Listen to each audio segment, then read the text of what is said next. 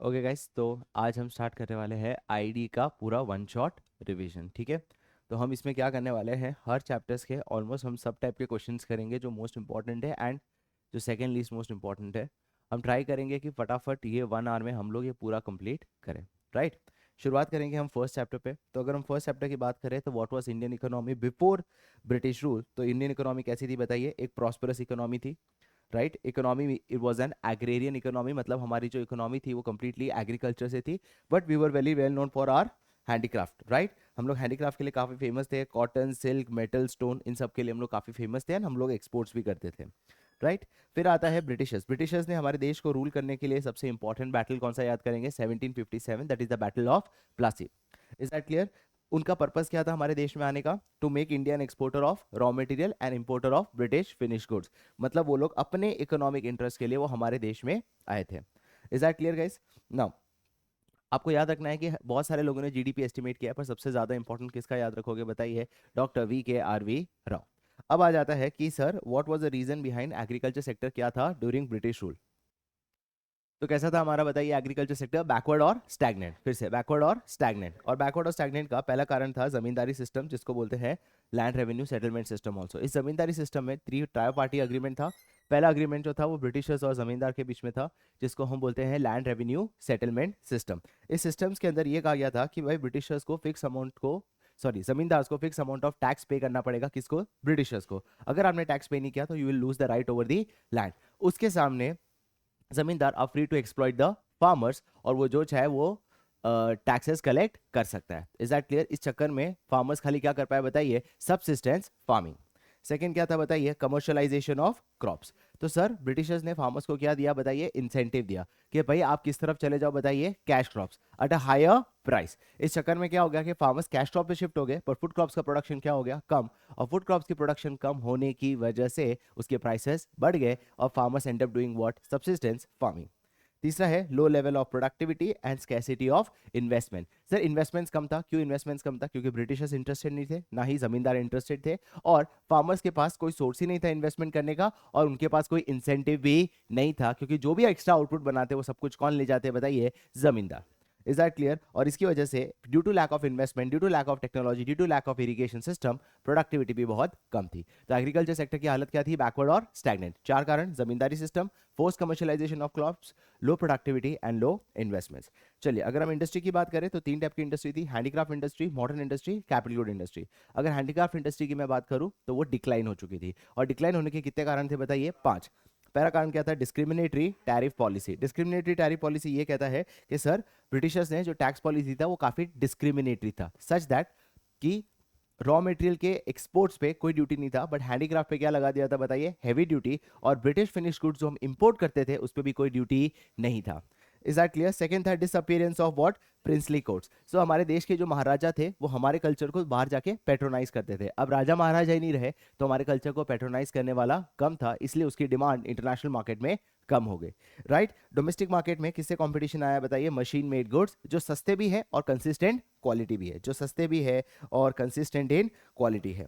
Right, अब हमारे जो लोग भी हैं वो इन्फ्लुएंस होने लगे वेस्टर्न कल्चर से, जिसकी वजह से डिमांड में एक चेंज आया। Right, and last due to introduction of what, due to introduction of railway, British finish goods Indian market में इजीली रीच हो गया, जिसकी वजह से हैंडीक्राफ्ट इंडस्ट्री डिक्लाइन हो गया। पांच पॉइंट थे, discriminatory tariff policy, disappearance of princely states, competition from machine made goods, change in the pattern of demand and introduction of railway.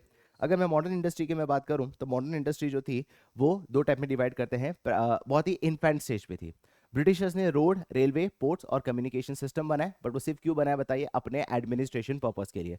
Is that clear? और वहीं प्राइवेट सेक्टर की बात करें तो क्या बने थे, tip C, T for textile, I for iron, P for paper, S for sugar and C for cement industry. Is that clear? और हमारे पास कोई कैपिटल गुड इंडस्ट्री उस वक्त थी ही नहीं। राइट, अब आता है सवाल, सर हमारी फॉरेन ट्रेड की क्या सिचुएशन थी ड्यूरिंग ब्रिटिश रूल। तो yes, India became an exporter of raw material and importer of British finish goods. हम क्या एक्सपोर्ट करते थे, raw silk, raw cotton, raw wool, raw sugar और ये सब।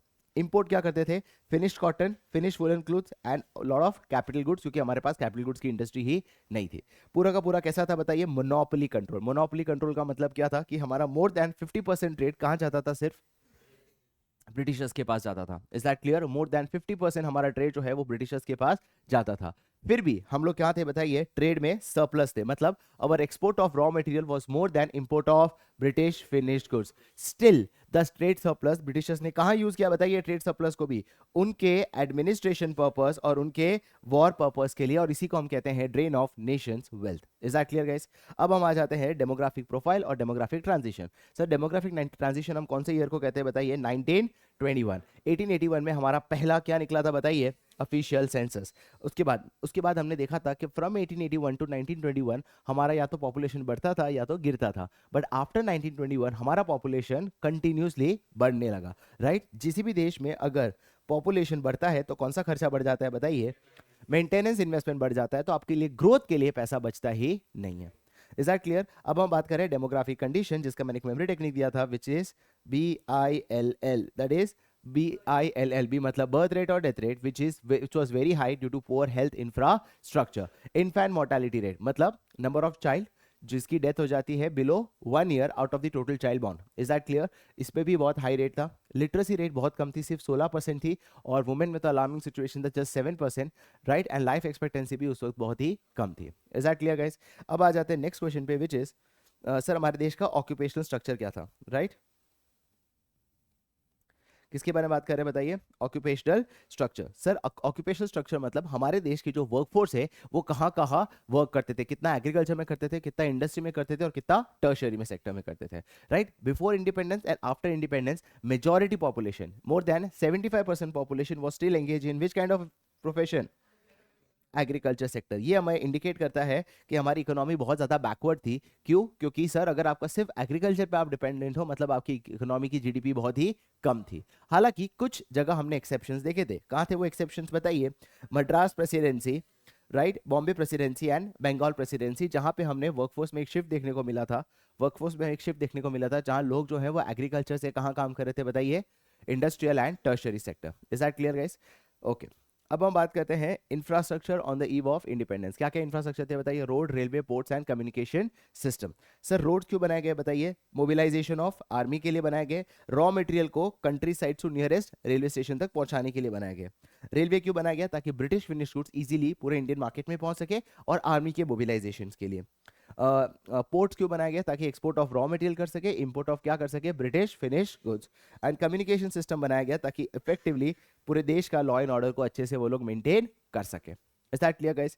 अब हम आ जाते हैं कि क्या रेलवे से एक्चुअली बेनिफिट हुआ हमारे देश को? जी हाँ, थोड़ा लेवल का बेनिफिट हुआ कि सर अब लॉन्ग डिस्टेंस ट्रैवल करना काफ़ी ईजी हो जाता है, जिसकी वजह से हमारा जो भी जोग्राफिकल बैरियर है, कल्चरल बैरियर है, वो कम हो गया। सेकेंड, फाइन इंडिया में जो भी प्रॉब्लम थी फेमाइन जैसी सिचुएशन से, उस प्रॉब्लम को भी हम सॉल्व कर पाएंगे, बिकॉज फूड को इजीली ट्रांसफर कर सकते हैं from one place to another. Is that clear guys? Right? But जो भी ये सोशल बेनिफिट्स है उसकी वजह वो बहुत ही कम है as compare to the losses हमने बेयर किए हैं because of introduction of railway. आखिरी क्वेश्चन इस चैप्टर का, which is what were the positive contributions by British rule. Positive contributions क्या थे बताइए? देखो याद क्या करोगे? सबसे पहले इंट्रोडक्शन ऑफ रेलवे, रेलवे की वजह से कंट्रोल ऑफ क्या हो गया? फेमाइन। Is that clear? दो तीसरी चीज ये है कि पहले बार्टर सिस्टम चलता था, अब हम किस पे शिफ्ट हो गए? Monetary system, right? ब्रिटिशर्स की वजह से एक इफेक्टिव एडमिनिस्ट्रेशन सीखा, राइट? उन्होंने हमें सिखाया कि देश को पूरा कंट्रोल कैसे किया जाता है, एंड लास्ट फार्मर्स की सोच बदल गई from subsistence farming to commercial farming. इसी के साथ chapter number 1 done. Okay guys, 3 type की इकोनॉमी थी, चैप्टर नंबर 2 कर रहे हैं। चैप्टर नंबर 2 की शुरुआत होती है type of economy. Type of economy में 3 टाइप के क्वेश्चंस होते हैं। सबसे पहले सर, क्या आप एक सोशलिस्ट इकोनॉमी हो या आप एक कैपिटलिस्ट इकोनॉमी? कैसे डिसाइड होता है? What to produce, how to produce and for whom to produce. Sir what to produce, अगर आप वो चीज प्रोड्यूस कर रहे हो जो कौन डिसाइड करता है बताइए? Government and authority. तो आप कौन सी इकोनॉमी में हो? सोशलिस्ट। जहां सब कुछ कौन डिसाइड करता है? मार्केट के फोर्सेस। उसे हम क्या बोलते हैं guys? Come on, capitalist economy. How to produce, generally socialist जो है वो प्रीफर करता है जो ज्यादा सोसाइटी के लिए बेनिफिशियल है। So generally they prefer what? Labour intensive, क्योंकि इससे क्या प्रमोट होता है? एम्प्लॉयमेंट। वहीं कैपिटलिस्ट इकोनॉमी क्या प्रीफर करते हैं? कैपिटल इंटेंसिव, क्योंकि इससे एफिशिएंसी बढ़ती है और प्रॉफिट बढ़ता है। किसके लिए प्रोड्यूस किया जाता है सर? जो जिसकी नीड है, और नीड ज्यादा किसकी देखी जाती है बताइए? Poor people. तो हुम टू प्रोड्यूस? Poor people. यहाँ पे क्या मैटर करता है गाइस? Come on, affordability. और अफोर्डेबिलिटी ज्यादा किसकी होती है? Richer section. तो कैपिटलिस्ट इकोनॉमी में रिचर सेक्शंस के लिए प्रोड्यूस किया जाता है। अब सवाल ये आता है सर कि हमने कौन सी टाइप की इकोनॉमी फॉलो की? सो गाइस हमने कौन सी टाइप की इकोनॉमी फॉलो की गाइस? हमने सोशलिज्म, हम इन्फ्लुएंस होते, हमारे प्रधानमंत्री सोशलिज्म पे इन्फ्लुएंस थे, बट वो कंप्लीट सोशलिज्म नहीं चाहते थे। वो चाहते थे कि प्राइवेट सेक्टर का भी इन्वॉल्वमेंट हो। इसलिए हमने किस टाइप की इकोनॉमी फॉलो की? मिक्स्ड इकोनॉमी, जहां पब्लिक सेक्टर का डोमिनेंस तो होगा बट प्राइवेट सेक्टर का भी अपना एक रोल रहेगा। Now what is plan guys? Plan क्या होता है बताइए? देश के रिसोर्सेज को कैसे यूटिलाइज करना है according two nations priority. Is that clear? उसी को बोलते हैं प्लान। प्लान दो टाइप के थे, एक था लॉन्ग टर्म प्लान, एक था short term plan. Long term plan को हम बोलते हैं पर्सपेक्टिव प्लान, और जो भी हम शॉर्ट टर्म प्लान बनाएंगे it has to be within the framework of long term plan. Is that clear guys? India का पहला प्लानिंग कमीशन कब बना था बताइए? 1950, जिसके हेड थे हमारे देश के प्रधानमंत्री first, that is Jawaharlal Nehru. Is that? India का पहला आईपीआर कब बना था? 1948, भूलना मत। Is that clear? हमारे देश के इंडियन आर्किटेक्ट कहा जाता है for planning, that is known as PC Mahalanobis. उनकी एक किताब भी याद रखना, संख्या, जो बहुत ही इंपॉर्टेंट है। Is that clear? अब हम बात करते हैं हमारे क्या चार लॉन्ग टर्म गोल्स से। चार हमारे लॉन्ग टर्म गोल्स का एक मेमोरी टेक्निक मैंने बनाया था, GEMS, दैट इज जेम्स। जी मतलब जीडीपी ग्रोथ। हमारा पहला काम था देश की कैपेसिटी बढ़ानी है to produce more goods and services. Is that clear? और उसके लिए हम तीनों सेक्टर पे फोकस करेंगे, agriculture, industry as well as tertiary sector. अब सर बनाएंगे कैसे ज्यादा? या तो रिसोर्सेज को बढ़ा के, या तो अपनी एफिशिएंसी को बढ़ा के थ्रू मॉडर्न टेक्नोलॉजी। बट हमारा पहला एम था देश की क्या बढ़ानी है बताइए? जीडीपी। सेकेंड हमारा गोल था मॉडर्नाइजेशन। मॉडर्नाइजेशन का मतलब ये होता है कि सिर्फ मॉडर्न टेक्नोलॉजी नहीं लानी है। मॉडर्न टेक्नोलॉजी तो हम लाएंगे ताकि उससे क्या बढ़ेगी बताइए? एफिशिएंसी। एफिशिएंसी बढ़ेगी तो जीडीपी बढ़ेगी। बट हमारा आउटलुक में भी हमें चेंज लाना है। हम चाहते हैं कि women should also participate in country's GDP. Is that clear guys? Okay, next objective was what? Self reliance. So self reliance मतलब ये है to restrict the import of those goods which can be produced in India. Right ये self sufficient होता है। Sorry, self reliance मतलब financially independent होना। Self sufficient मतलब sir वो चीज जो इंडिया में बन सकती है उसको तो एटलीस्ट इंपोर्ट ना करो। इसकी इंपॉर्टेंस हमें तब पता चली जब इंडिया पाकिस्तान का वॉर हुआ। यूएस ने हमें थ्रेटन किया कि they will stop the supply of wheat अगर हम ये वॉर रोकते नहीं है। And last is equity. Sir GDP growth हो, मॉडर्नाइजेशन हो, चाहे कोई भी ऑब्जेक्टिव हो, अगर उसका बेनिफिट हर एक सेक्शन को नहीं मिलेगा तो उस ग्रोथ या उस रिफॉर्म का कोई मतलब नहीं है। हमारा एम था इनइक्वालिटी को कम करना, रिच और पुअर की people, rich and poor people के बीच में जो गैप है उसको क्या करना? कम। Is that clear guys? अब हम आते हैं एग्रीकल्चर सेक्टर। एग्रीकल्चर सेक्टर में सबसे पहले लाया था लैंड रिफॉर्म्स। लैंड रिफॉर्म इसलिए लाया क्योंकि सर हम चाहते थे कि प्रोडक्टिविटी बढ़े, और प्रोडक्टिविटी तभी बढ़ेगी जब फार्मर्स को हम ओनर्स बनाएंगे, क्योंकि वो लोग ही तो हमारे देश की प्रोडक्टिविटी को बढ़ा सकते हैं। इसीलिए हमने लैंड रिफॉर्म्स लाए। कितने लैंड रिफॉर्म्स थे? 5। पहला था अबॉलिशन ऑफ जमींदार इंटरमीडिएरीज, मतलब अब इंटरमीडिएरीज ओनर नहीं रहेंगे। ओनर कौन रहेंगे? Tillers of the soil. Second is regularisation of land. अगर आपके पास लैंड है और अगर आप किसी को रेंट पे देते हो तो मैक्सिमम रेंट आप कितना चार्ज कर सकते हो? 1/3 ऑफ टोटल आउटपुट। तीसरा कंसोलिडेशन ऑफ होल्डिंग, मतलब अगर आपके पास स्कैटर्ड लैंड है तो स्कैटर्ड लैंड के बदले आपको एक जगह लैंड अलॉट की जाएगी ताकि आप मॉडर्नाइजेशन कर सको, मॉडर्न टेक्नोलॉजी यूज कर सको और एफिशिएंसी को बढ़ा सको। फोर्थ पॉइंट था कोऑपरेटिव फार्मिंग, मतलब मिलजुल के काम करो, क्योंकि मिलजुल के काम करने से आपका क्या बढ़ जाता है guys? Come on, bargaining power, ताकि इनपुट कम प्राइस में खरीद सको, आउटपुट हायर प्राइस पे बेच सको। And last is land ceiling. Land ceiling मतलब maximum size of land which an individual या family can hold. Is that clear? अब सवाल है कि सर क्या ये लैंड सीलिंग रिफॉर्म्स को एक्चुअली सक्सेसफुल हुआ था कि उसके बहुत सारे लूप होल्स थे? The answer is yes, there were loopholes. पहला लूप होल्स क्या था कि सर जमींदार ने खुद को ही क्या डिक्लेयर कर दिया था बताइए? Tillers of the soil. और क्योंकि खुद को ही डिक्लेयर कर दिया था टिलर्स ऑफ द सॉइल तो लैंड उनके नाम पे ही रही। सेकंड, लैंड सीलिंग रिफॉर्म्स को कहां चैलेंज कर दिया बताइए? कोर्ट में, ताकि उसका इंप्लीमेंटेशन क्या हो जाए? डिले। और तब तक ये लैंड किसके नाम पे ट्रांसफर किया जाएगा बताइए? अपने क्लोज रिलेटिव्स। हालांकि 2 स्टेट्स है जहां एक्चुअली ये सक्सेसफुल हुआ, one is Kerala and second is West Bengal. अब आ जाते हैं ग्रीन रेवोल्यूशन। ग्रीन रेवोल्यूशन का मतलब होता है यूज ऑफ HYVCs, पर इतना नहीं है सर, आपको फर्टिलाइजर्स चाहिए, पेस्टिसाइड्स चाहिए in correct quantity and regular supply of water for which you require irrigation system. India में ग्रीन रेवोल्यूशन 2 फेज में आया था, 1965 टू 1975, 1975 टू 1985। 1965 से 1975 में लिमिटेड क्रॉप्स, लिमिटेड एरिया, और इसमें ज्यादा क्रॉप्स और ज्यादा एरिया को कवर किया। अब बताओ बेनिफिट क्या ग्रीन रेवोल्यूशन की? सब प्रोडक्टिविटी बढ़ती है, इसमें मार्केट में बहुत सारा क्या आ जाता है? सरप्लस। इससे ज्यादा किसको बेनिफिट हो जाता है बताइए? लो इनकम ग्रुप को ज्यादा बेनिफिट हो जाता है। Finally India became what? Self sufficient, और फार्मर की सोच बदल गई from subsistence farming to commercial farming. Sir there are also some limitation. Sir क्या ये हर टाइप के क्रॉप्स में HYV सीड्स है? जी नहीं। दूसरा, हर एरिया में वर्क करेगा? नहीं सर, ये वही एरिया में वर्क करेगा जहां लैंड बहुत ज्यादा क्या होती है? फर्टाइल। तीसरा, सर ये बिल्कुल भी एनवायरमेंटल फ्रेंडली नहीं है बिकॉज फर्टिलाइजर्स, पेस्टिसाइड, ये सब कुछ केमिकल है जो सॉइल की फर्टिलिटी भी खराब करती है और ग्राउंड वाटर को टॉक्सिक करती है। एंड फोर्थ, इससे इनइक्वालिटी बढ़ जाती है क्योंकि सर ये फर्टिलाइजर्स, पेस्टिसाइड, इरिगेशन सिस्टम सिर्फ रिच फार्मर्स खरीद सकते हैं, पुअर फार्मर खरीद नहीं सकते। इसीलिए आ जाते हैं दी मोस्ट इंपॉर्टेंट क्वेश्चन कि क्या सब्सिडीज हमें देनी चाहिए या नहीं। सब्सिडीज देनी चाहिए, क्यों? क्योंकि sir it helps in adoption of what due technology. देखो जनरली फार्मर रेजिस्ट करते हैं कोई भी नई टेक्नोलॉजी को, इसीलिए जब आप सब्सिडी देते हो तो आप उन्हें क्या कर रहे हो गाइस, कम ऑन, एंकरेज कर रहे हो कि आप नई टेक्नोलॉजी अडॉप्ट करो, और अगर वो सक्सेसफुल हो गया तो हर कोई ये अडॉप्ट कर लेगा।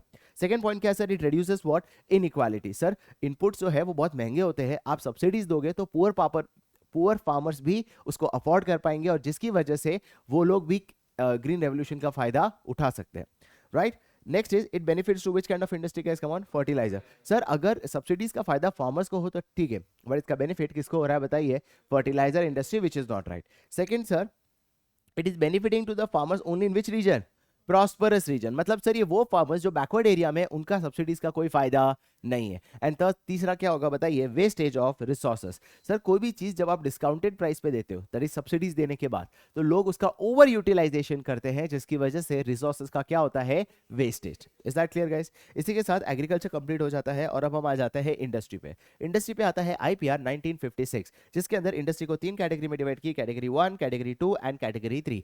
Category 1 was only for public sector, category 2 was public and private पर पब्लिक का डोमिनेंस, एंड कैटेगरी 3 जहां रेस्ट ऑफ द इंडस्ट्री। उन्हें कंट्रोल करने के लिए क्या सिस्टम लाया गया, लाइसेंसिंग सिस्टम। लाइसेंसिंग आपको दो पर्पस के लिए चाहिए, एक चाहिए फॉर न्यू एस्टैब्लिशमेंट और दूसरा चाहिए होता है जब एक्सपेंशन करते हो beyond desire limit, beyond certain limit, sorry. Next is कि सर लाइसेंस प्रमोट क्या करता है, बैलेंस रीजनल ग्रोथ। क्यों? क्योंकि it is very easy to obtain license in backward area, उतना ही डिफिकल्ट है to obtain in developed area. Is that clear? ताकि हर एरिया इक्वली डेवलप हो जाए। नाउ नेक्स्ट क्वेश्चन इज, क्या why public sector had to play a dominant role?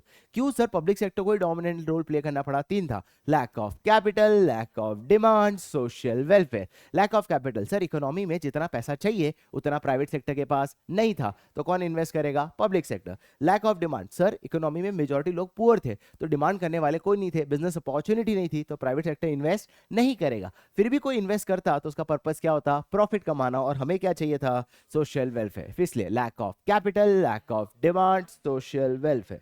अब बात करते हैं सर रूरल एरिया के लिए कार्व कमेटी ने 1955 में एक स्पेशल रिकमेंडेशन दिया कि उन्हें कहा कि रूरल एरिया को डेवलप करने के लिए हमें किसे प्रमोट करना चाहिए, small scale industry. Sir small scale industry वो इंडस्ट्री होती है जो उस वक्त 5 लाख से कम इन्वेस्टमेंट करे, तुम्हारी बुक के हिसाब से 1 करोड़ की इन्वेस्टमेंट, और आज 10 करोड़ से कम इन्वेस्टमेंट करते हो तो आप एसएसआई में आते हो। एसएसआई के 3 फायदे गाइस, पहला ये क्या प्रमोट करता है बताइए, लेबर इंटेंसिव। सर ये use more of labour less of capital, जिससे क्या प्रमोट होता है, एम्प्लॉयमेंट। सेकंड क्या, it promotes what, locational flexibility. Sir बड़ी इंडस्ट्री वहां अपना सेटअप करती है या तो वो पोर्ट के पास हो या जहां रॉ मटेरियल इजीली मिले, इससे हर एरिया इक्वली डेवलप नहीं होता। वहीं स्मॉल स्केल इंडस्ट्रीज अपने एरिया के लोकल रिसोर्सेज यूज करके बिजनेस करते हैं, जिससे हर एरिया इक्वली डेवलप होता है।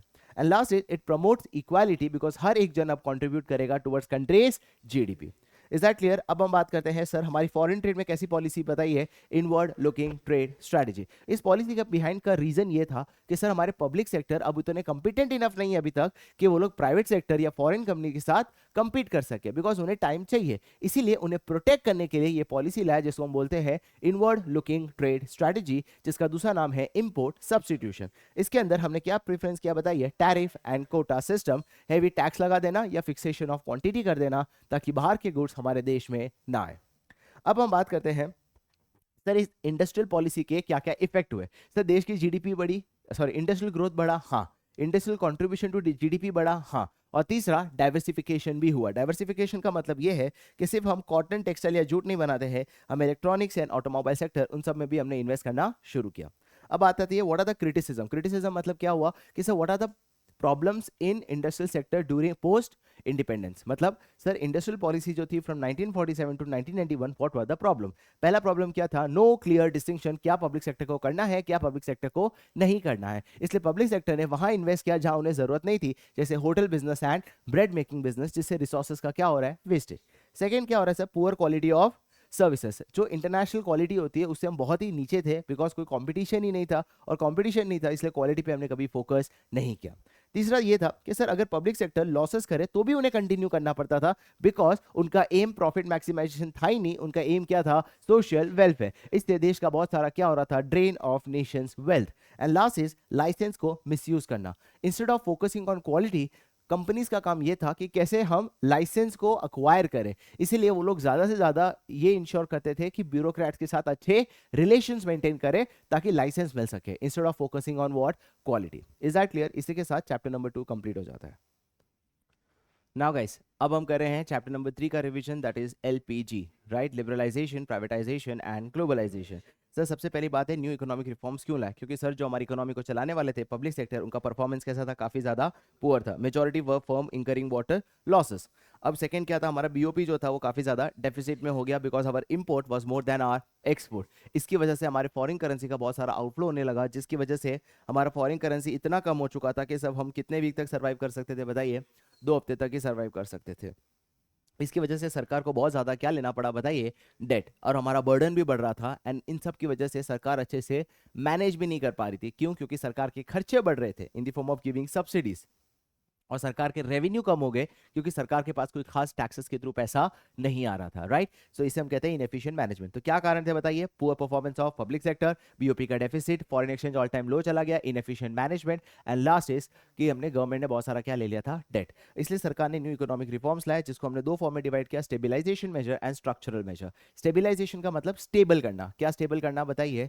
कि एक तो हमारा इन्फ्लेशन का प्रॉब्लम और एक है बीओपी का डेफिसिट का, ये शॉर्ट टर्म मेजर था। और स्ट्रक्चरल मतलब लॉन्ग टर्म हमें ये करना था कि हमें अपनी इकोनॉमी को और ज्यादा एफिशिएंट बनाना है ताकि देश की क्या बढ़े बताइए? GDP. New economic reforms 3 part में था, लिबरलाइजेशन, प्राइवेटाइजेशन, ग्लोबलाइजेशन। लिबरलाइजेशन का पर्पस ही यही था कि सर हमें इकोनॉमी को लिबरल करना है। लिबरल करने के लिए हमने इंडस्ट्रियल सेक्टर रिफॉर्म्स लाए। इंडस्ट्रियल सेक्टर रिफॉर्म्स के अंदर हमने सबसे पहले क्या कर दिया, पब्लिक सेक्टर के रोल को कम कर दिया, फ्रॉम 17 टू ओनली 3। तो सिर्फ 3 ही सेक्टर है जहां पे पब्लिक सेक्टर इन्वॉल्व है, जहां पे सिर्फ पब्लिक सेक्टर इन्वॉल्व है, जहां पे प्राइवेट सेक्टर नहीं आ सकती, विच इज डर। डी मतलब डिफेंस, ए मतलब एटॉमिक, आर मतलब रेलवे।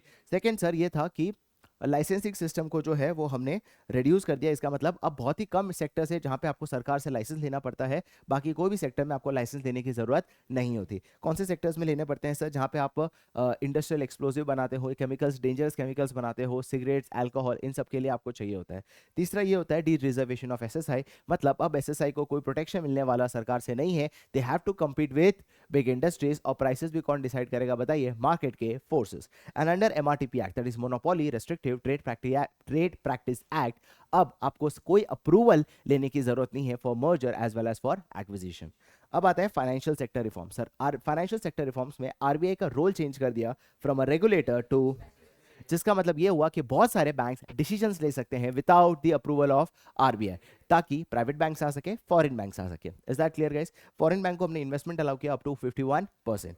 टैक्स रिफॉर्म से 2 टाइप के टैक्स थे, एक था डायरेक्ट टैक्स और एक था इनडायरेक्ट टैक्स। हमने ये सोचा कि देखो हमारे देश में टैक्स इवेजन्स बहुत हो रहे हैं बिकॉज टैक्स का परसेंटेज बहुत ज्यादा है, तो डायरेक्ट टैक्स को हमने क्या कर दिया? मॉडरेट, ताकि टैक्स पार्टिसिपेशन बढ़े। वहीं इनडायरेक्ट टैक्स में हमने जीएसटी इंट्रोड्यूस किया ताकि टैक्स कंप्लायंस आसान हो जाए। बहुत सारे टैक्सेस को आपको देखने की जरूरत नहीं है, क्योंकि 17 टैक्सेशन को मर्ज करके एक टैक्सेशन बनाया, which is GST. Is that clear? Foreign exchange reforms में सबसे पहले हमने अपनी करेंसी को क्या कर दिया? D value. Sir D value करने से क्या हो जाता है कि हमारा एक्सपोर्ट्स बढ़ता है और देश में बहुत सारा फॉरेन डायरेक्ट इन्वेस्टमेंट्स आता है। और उसके बाद हमने कह दिया कि भाई अब हमारा एक्सचेंज रेट कौन डिसाइड करेगा बताइए? मार्केट के फोर्सेस, हम डिसाइड करने वाले नहीं है।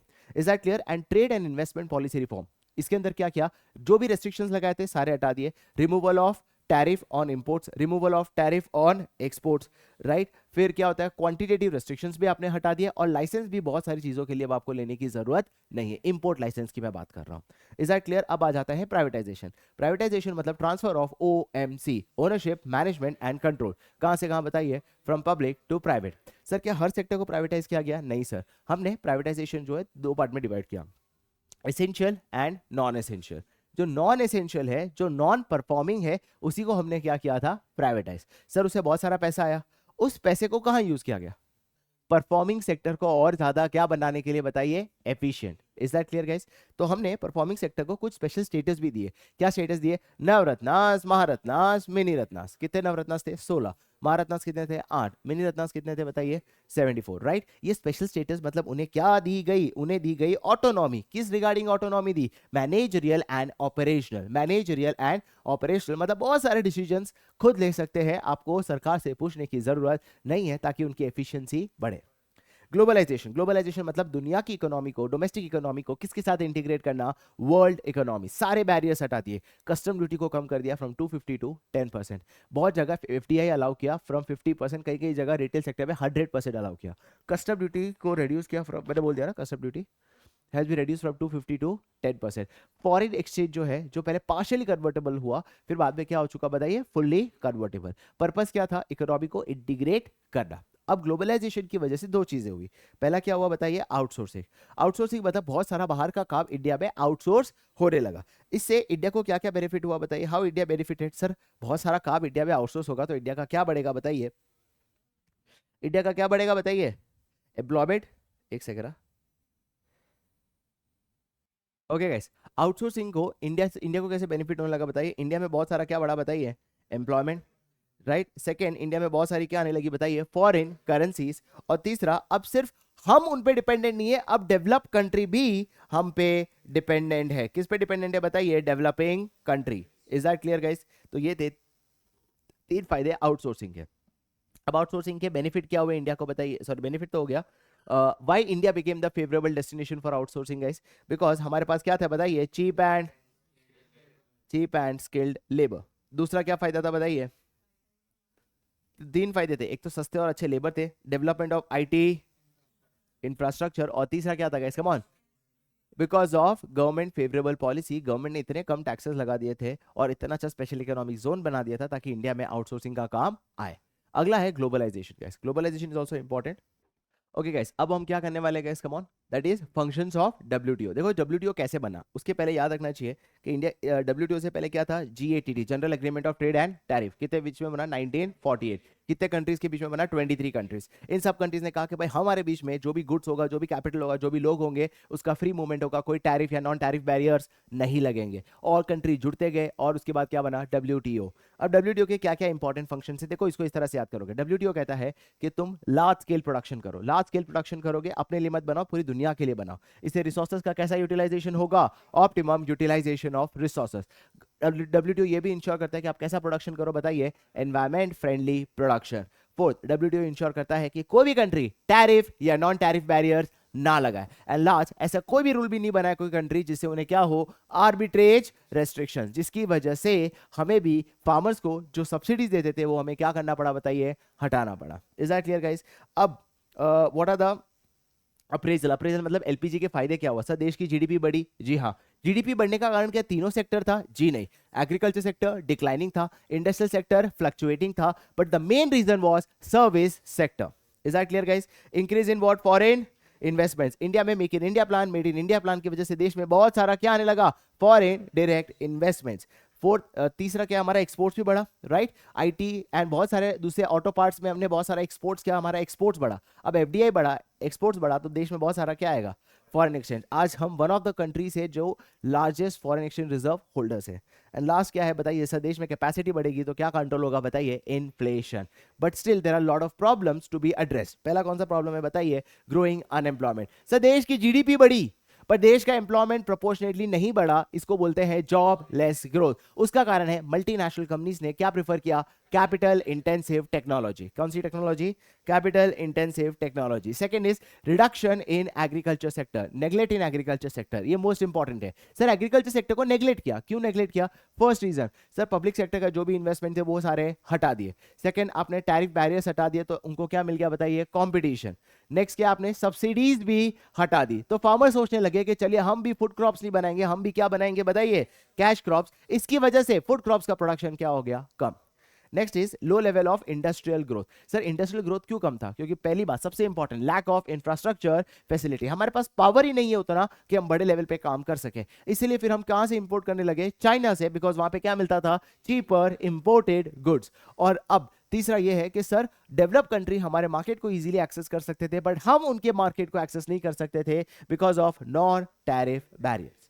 Next is ineffective tax policy, हमने डायरेक्ट टैक्स को मॉडरेट किया ताकि पार्टिसिपेशन बढ़े, बट ऐसा नहीं हुआ, उल्टा हमने कस्टम ड्यूटी कम कर दी, सब्सिडीज देने लगे, फॉरेन इन्वेस्टमेंट्स अलाउ कर दिया, बहुत सारा स्पेशल इकोनॉमिक जोन्स बना के, इस चक्कर में टैक्सेशन का कलेक्शन बहुत ज्यादा क्या हो गया, कम। डिसइन्वेस्टमेंट सर, हमने क्या सोचा था कि जो नॉन परफॉर्मिंग, जो नॉन एसेंशियल है उसको डिसइन्वेस्ट करेंगे, उस पैसे को यूज क्या करेंगे, परफॉर्मिंग सेक्टर में। पहली बात, वो जो सेक्टर बेचा, जो कंपनी बेची, उसको क्या करके बेची, अंडर वैल्यू, उससे जो भी पैसा आया वो पब्लिक सेक्टर को यूज नहीं किया, गवर्नमेंट की जितनी डेफिशिएंसीज थी उधर यूज किया गया। एंड लास्ट, बस इतना ही है, एंड इसी के साथ your chapter number 3 is done. Okay guys, next important question chapter जो हम करने वाले हैं, फिजिकल कैपिटल और ह्यूमन कैपिटल। फिजिकल कैपिटल के अंदर बताइए क्या होता है, वो सारे इनपुट्स हम यूज करते हैं फॉर फर्दर प्रोडक्शन। और ह्यूमन कैपिटल क्या होता है, बताइए, the stock of skills, ability, knowledge and expertise. सब फिजिकल कैपिटल क्यों चाहिए, बिकॉज ऑफ इकोनॉमिक ग्रोथ, और अच्छे से फिजिकल कैपिटल को यूज करना है तो क्या चाहिए, economy, human capital, right. Physical capital tangible है, human capital is intangible. Physical capital वक्त के साथ डेप्रिशिएट होता है, ह्यूमन कैपिटल के डेप्रिसिएशन को रोक सकते हैं by continuous investments in education and health. Physical capital owner से सेपरेट हो सकता है, ह्यूमन कैपिटल ओनर से सेपरेट नहीं हो सकता, राइट। डेवलपमेंट ऑफ से कोई हम क्या बोलते हैं, ह्यूमन कैपिटल फॉर्मेशन। अब हम बात करते हैं sir, what are the sources of human capital formation, one of the most important question जिसका मेमोरी टेक्निक है hit me. First is H, H मतलब हम यहीं से करते हैं, एक्सपेंडिचर ऑन एजुकेशन। 3 पॉइंट, एक पर्सन जो स्किल्ड है वो ज्यादा कंट्रीब्यूट करेगा कंट्री टू जीडीपी पे as compare to a person जो स्किल्ड नहीं है। दूसरा क्या है sir, expenditure on education is like expenditure on capital goods, होने वाला बेनिफिट बहुत ज्यादा है फ्यूचर में, इज दैट क्लियर। एंड तीसरा, देश में इनोवेशन, इन्वेंशंस एंड इंप्रूवमेंट्स आएंगे, प्लस वो लोग भी होंगे जो इस इनोवेशंस को क्या कर सकते हैं, अडैप्ट। हेल्थ की बात करें तो सर हेल्थ की क्या होता है कि एक अच्छा एक्सपेंडिचर ऑन हेल्थ करते हो तो देश में क्या बढ़ती है, बताइए, productivity, because a healthy person is more productive as compare to an unhealthy person. Second, 3 type का खर्चा सरकार को करना पड़ता है, एक proper food, right, proper nourishment, and तीसरा अच्छा सैनिटेशन फैसिलिटी। वैसे इंडिविजुअल को भी 3 टाइप के खर्चे करने पड़ते हैं, preventive, curative and social expenditure. But हम सबको पता है कि अगर हम एक्सपेंडिचर करेंगे तो उससे होने वाला जो बेनिफिट है वो काफी ज्यादा है, इसलिए this also becomes a source of human capital formation. तीसरा क्या है बताइए, on the job training. Sir training करने से आपकी स्किल क्या हो जाती है, एनहांस, इसलिए हर कंपनी आपको ऑन द जॉब या तो ऑफ द जॉब ट्रेनिंग देती है, बट कंपनी आपसे एक्सपेक्ट करती है कि आपको ट्रेनिंग देने के बाद एक रीजनेबल पीरियड ऑफ टाइम के लिए आप काम करो ताकि उसका जो बेनिफिट है वो कंपनी क्या कर सके, रिट्राइव। नेक्स्ट क्या बताइए, एक्सपेंडिचर ऑन माइग्रेशन। 2 टाइप के लोग माइग्रेट करते हैं, एक अनएम्प्लॉयड रूरल पर्सन जो अर्बन एरिया में माइग्रेट करते हैं, और हाईली इंटेलेक्चुअल पीपल जो रेस्ट ऑफ दी वर्ल्ड में माइग्रेट करते हैं। जब ये माइग्रेट करते हैं तो 2 टाइप के खर्चे होते हैं, एक होता है कॉस्ट ऑफ ट्रांसपोर्टेशन और एक होता है higher cost of living, but फिर भी वो लोग करते हैं बिकॉज उन्हें पता है कि उससे होने वाला जो बेनिफिट है वो काफी ज्यादा है। Last is expenditure on information. 2 type की इंफॉर्मेशन चाहिए, लेबर मार्केट की और एजुकेशनल इंस्टीट्यूशन की। एजुकेशनल इंस्टीट्यूशन की भाई एजुकेशन स्टैंडर्ड क्या है, कॉस्ट ऑफ एजुकेशन क्या है, प्लस लेबर मार्केट में क्या सैलरी मिलने वाली है, उसके लिए आप इंफॉर्मेशन पे खर्चा करते हो ताकि राइट स्किल्स मिल सके और राइट तरीके से अपना स्किल्स को हम क्या कर सके, बताइए, यूटिलाइज, तो उससे होने वाला बेनिफिट है वो कॉस्ट से काफी ज्यादा है। Now is there any relationship between economic growth and human capital, sir हाँ सर, आपको एक एजुकेशन, एक हेल्थ और एक इनोवेशन। एजुकेशन क्यों, लिटरेट पर्सन ज्यादा कंट्रीब्यूट करता है as compare to an illiterate person, a healthy person is more productive as compare to unhealthy person, और देश में क्या होता है बताइए, inventions, innovations and improvement, plus वो लोग होते हैं जो इसको क्या कर सकते हैं, adapt. Now the question is why it is difficult to prove the cause and effect. Cause and effect का मतलब ये होता है कि सर जीडीपी बढ़ने से क्या प्रोपोर्शनेटली, सॉरी, हेल्थ और एजुकेशन बढ़ने से क्या प्रोपोर्शनेटली जीडीपी बढ़ता है, जी नहीं, प्रोपोर्शनेटली नहीं बढ़ता, because the problem is with respect to measurement. जिस तरह से हम एजुकेशन को मेजर करते हैं वो क्वांटिटी बताता है, क्वालिटी बताता नहीं है, that is teacher pupil ratio, year of enrolment, या year of schooling and enrolment ratio. वैसे ही हेल्थ के लिए हम मेजर करते हैं life expectancy, infant mortality rate, maternal mortality rate, ये सब क्वांटिटी बताता है, क्वालिटी के बारे में बताता नहीं।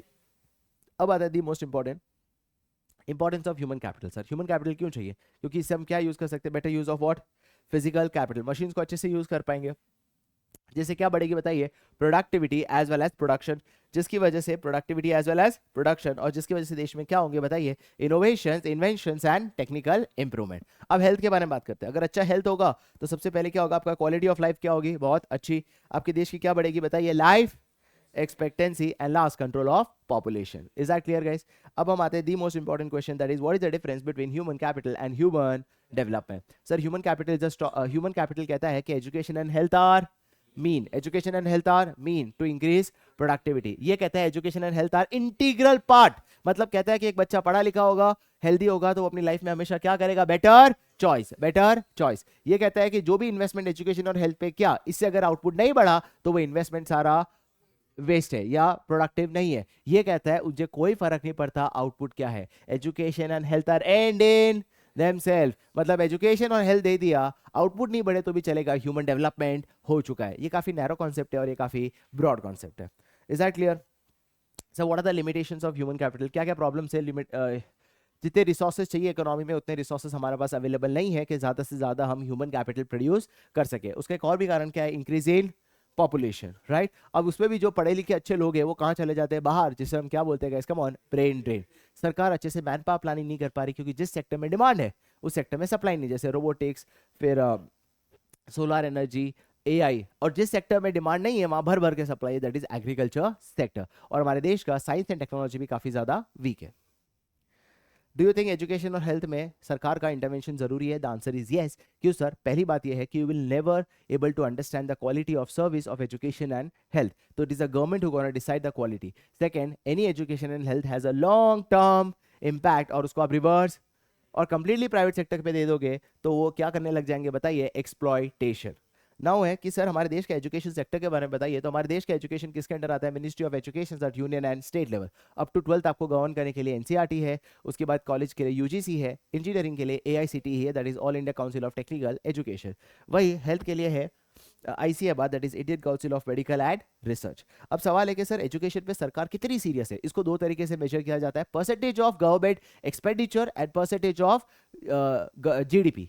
तो दोनों में इंक्रीज हुआ, मतलब दोनों परसेंटेज इंक्रीज हुए, मतलब सरकार ने भी अपने बजट का बहुत सारा प्रोपोर्शन एजुकेशन में डाला, और जैसे जैसे जीडीपी बढ़ी वैसे वैसे एजुकेशन पे भी खर्चा बढ़ा। बट क्या वो इनफ है? The answer is no. क्यों? क्योंकि सर हमने दो कमेटी के बारे में पढ़ा है, एक तपास मजुमदार कमेटी और एक है एजुकेशन कमीशन। एजुकेशन कमीशन ने कितना रिकमेंड किया था? 6%, जो आज तक हम कवर नहीं कर पाए। और तपास मजुमदार ने कमेटी ने कहा था 1.37 लाख करोड़, ताकि सभी को प्राइमरी एजुकेशन मिल सके। उतना खर्चा हमने कभी भी किया नहीं है। खर्चा बढ़ा है बट इनफ नहीं है। Is that clear? अब सवाल है कि सर खर्चा कहाँ कहा जाता है? Primary, secondary and tertiary. Highest कहा जाता है बताइए? प्राइमरी। पर स्टूडेंट ज्यादा कहा जाता है tertiary, because of better infrastructure और हाई टेक्निकल प्रोफेसर्स चाहिए होते हैं जिसपे खर्चे ज्यादा होते हैं। Is that clear? क्या हर स्टेट इक्वली इंपॉर्टेंस देती है एजुकेशन को? जी नहीं। इसमें एग्जाम्पल दिया, जैसे हिमाचल प्रदेश बहुत सारा खर्चा करती है, वही बिहार बहुत ही कम खर्चा एजुकेशन पे करती है। फिर भी गवर्नमेंट ने दो मेजर्स लिए हैं, that is right to education and दूसरा क्या था? एक तो राइट टू एजुकेशन और दूसरा है एजुकेशन सेस। टैक्स के ऊपर आपको कुछ परसेंटेज एजुकेशन के लिए स्पेसिफिकली फंड बनाया गया, और एक है राइट टू एजुकेशन। इसी के साथ human capital formation is done. Okay guys, please focus. Rural development guys, rural development के अंदर सबसे पहली चीज हमने क्या पढ़ा कि सर इसको हम क्या बोलते हैं? इसका बहुत कॉम्प्रिहेंसिव प्लान। एक सेकंड। ओके गाइस, हम कर रहे हैं रूरल डेवलपमेंट, जहाँ रूरल डेवलपमेंट का मतलब होता है it is a comprehensive plan, जहाँ हमारा फोकस सिर्फ और सिर्फ डेवलपमेंट नहीं करना है, ह्यूमन रिसोर्सेज को ग्रो करना है, लैंड रिफॉर्म्स लाने हैं, दूसरे और प्रोडक्टिव रिसोर्सेज ढूंढने हैं, एंड प्लस हमें इंफ्रास्ट्रक्चर डेवलपमेंट भी करना है। रूरल डेवलपमेंट के दो सबसे बड़े चैलेंज है, रूरल क्रेडिट और रूरल मार्केटिंग। रूरल क्रेडिट में ये है कि फार्मर्स को आखिर में क्रेडिट की जरूरत क्यों होती है? क्योंकि हमारे देश के जितने भी फार्मर्स है वो है सबसिस्टेंस फार्मर्स, जिसके पास कोई खास इन्वेस्टमेंट्स नहीं होती, और वो लोग फेस करते हैं गेस्टेशन पीरियड फ्रॉम सोइंग से लेके हार्वेस्टिंग तक। अब इस दौरान उन्हें पैसे की जरूरत पड़ती है for purchase of fertilizers as well as for family expense. अब ये लोग बैंक के पास जा नहीं सकते, क्योंकि बैंक क्या चार्ज करता है?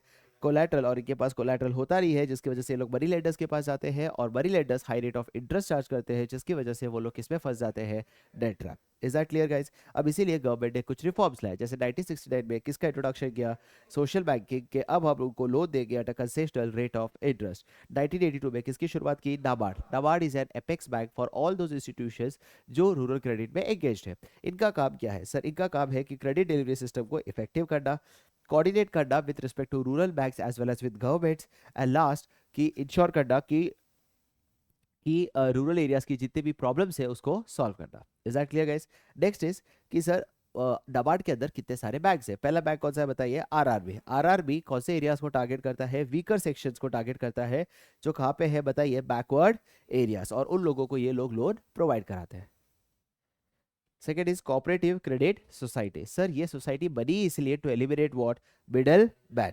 इसके अंदर जो मेंबर्स होते हैं वो खुद पूल करते हैं पैसा और फार्मर्स को लोन प्रोवाइड करते हैं। और तीसरी खास बात ये लोग क्या देते हैं, guidance with respect to diverse agriculture operation. Next is land development bank. Land development bank का मतलब ही है for the purpose of development of land और for the purpose of payment of previous loan, ये आपको लोन प्रोवाइड करते हैं। और दूसरी खास बात, ये लोग एग्रीकल्चर लैंड को ही क्या यूज करते हैं, as a collateral. And commercial bank ही है जो आज भी सबसे highest amount of loan provide करता है। बट फिर भी रूरल बैंकिंग के बहुत सारे प्रॉब्लम्स है। पहला प्रॉब्लम ये है कि रूरल बैंकिंग के फायदे क्या हुआ कि यस सर, रूरल बैंकिंग की वजह से लोन अब मिलने लगा at a concessional rate. Sir, NABARD आने की वजह से काफी ज्यादा हम लोग क्या हो चुके हैं, ऑर्गेनाइज्ड। और तीसरा ये है कि बहुत सारे फार्मर्स अब मनी लेंडर से लोन लेना कम कर दिया है। बट स्टिल रूरल बैंकिंग में लॉट ऑफ प्रॉब्लम्स है। पहला प्रॉब्लम ये है कि आज भी बैंकिंग इंस्टीट्यूशन उन्हें ही लोन प्रोवाइड करती है जिनके पास कोलैटरल है। तो जिनके पास कोलैटरल नहीं है उनके लिए कोई फायदा नहीं है, छोटे छोटे फार्मर्स के लिए कोई फायदा नहीं है। दूसरा है पॉलिटिकल पॉपुलिज्म, जो कहता है कि सर जो लीडर्स है वो कभी सीरियस ही नहीं है लोन कलेक्शंस के लिए, क्योंकि बिकॉज ऑफ वोट्स, और जिसकी वजह से डिफॉल्ट रेट काफी ज्यादा बढ़ने लग गया। और तीसरा है mobilization of deposit. Sir bank ने वो रिलेशनशिप ही नहीं बनाया ताकि उनके डिपॉजिट को हम मोबिलाइज कर सके और उससे लोन ज्यादा दे सके। इसीलिए जो छोटे फार्मर्स है, क्योंकि उन्हें लोन मिलना नहीं लगा, इसीलिए उन्होंने क्या क्रिएट किया बताइए, अपना ही self help group. Self help group ये होता है to fulfil the gap of formal credit system. Formal credit system के गैप को सॉल्व करने के लिए ही बना है सेल्फ हेल्प ग्रुप। अब सेल्फ हेल्प ग्रुप करता क्या है सर, सबसे पहली बात, इसके अंदर जो छोटे छोटे फार्मर्स है उनको बोलता है कि आप मिनिमम सेविंग करो और सेविंग के बाद कुछ मिनिमम कंट्रीब्यूशन करो। उस कंट्रीब्यूटेड फंड को पूल किया जाता है और उस पूल्ड मनी को मेंबर्स को दिया जाता है at a very small installment at reasonable rate of interest. Right, इन्होंने काफी ज्यादा कहा फोकस किया, बताइए इनके अचीवमेंट्स क्या है, एम्पावरमेंट ऑफ वुमेन्स एंड बहुत सारे सेल्फ हेल्प ग्रुप उन्होंने क्रिएट किए हैं। Is that clear guys? पर इनके ऊपर एक ही एलिगेशन है कि जनरली ये लोग लोन किस पर्पस के लिए देते हैं, कंजम्पशन पर्पस। किसके लिए बताइए, कंजम्पशन पर्पस। अब आ जाते हैं रूरल मार्केटिंग। रूरल मार्केटिंग का मतलब वो सारे एक्टिविटीज जो after crops had been harvested, which includes क्या क्या हार्वेस्टिंग के बाद, जैसे processing, grading, packaging, storing, selling, या बहुत सारी एक्टिविटी जो आफ्टर हार्वेस्टिंग होती है। तीन प्रॉब्लम्स है with respect to rural marketing. पहला है manipulation of accounts. Sir money lenders के साथ मैनिपुलेशन होता है because of faulty weights, over pricing, under pricing करके ये सब। सेकंड क्या बताइए, लैक ऑफ स्टोरेज फैसिलिटी, जिसकी वजह से फार्मर्स को ना चाहते हुए भी कम प्राइस पे बेचना पड़ता है, जिसको हम कहते हैं डिस्ट्रेस सेल। एंड लास्ट, उनके पास ना ट्रांसपोर्टेशन फैसिलिटी नहीं है, जिससे लिमिटेड मार्केट को ही वो लोग कवर कर पाते हैं, और उनके पास इंफॉर्मेशन भी नहीं है रिगार्डिंग द प्राइस। इसी को ठीक करने के लिए सरकार ने कुछ रिफॉर्म्स लाए।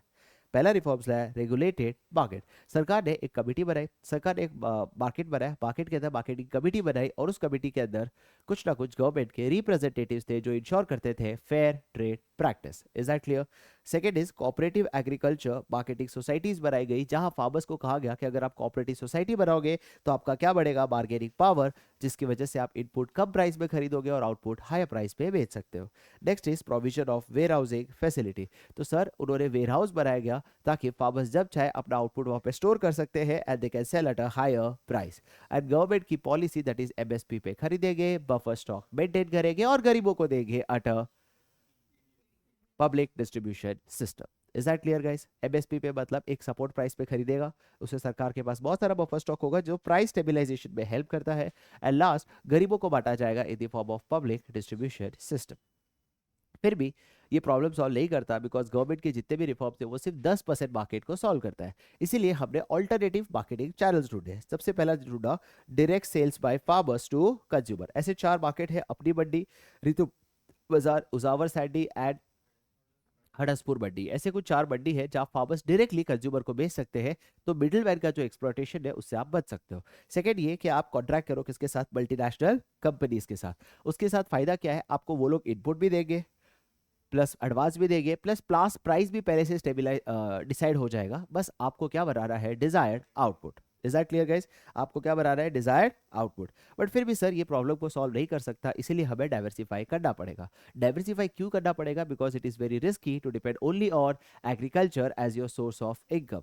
और डाइवर्सिफाई करने से आप क्या जनरेट कर सकते हो, ऑल्टरनेटिव सोर्स ऑफ इनकम।